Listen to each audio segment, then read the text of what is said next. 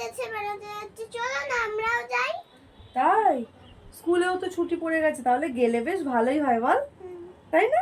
ঠিক আছে, পাপাকে বলে তাহলে আমরা কালকেই যাব, ঠিক আছে?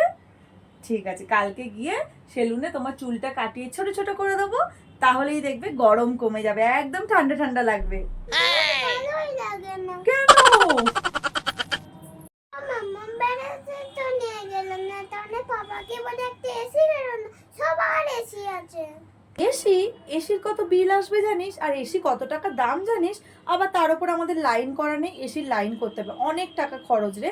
এসি করতে হবে না, আমি ঘরের জানলা দরজাগুলো বন্ধ করে দিচ্ছি, পর্দা ফেলে দিচ্ছি, আর একটু পাখা চালিয়ে ঘরের মেঝেটা মুছে দিচ্ছি, বালিশ পেতে শোক, অনেক শান্তি। আর এই নে, তুই ঠান্ডা জল খাই বলেছিলিস না, ফ্রিজের ঠান্ডা জল তো ভালো নয়, ওই জন্য আমি বোতলের মধ্যে ন্যাকড়া জড়িয়ে সেগুলোকে ভিজিয়ে রেখেছি। এর জলটা এত ঠান্ডা হয় না, ফ্রিজের জল খাওয়া ভুলেই যাবি। এনে ধর, খেয়ে নে। একটু ফ্রিজের জল খেতে পারবো না, দূর। দিন রাত ভোর ধরে ফ্যানটা চালিয়ে রেখেছিস, এবার ফ্যানটাকে একটু রেস্ট দে।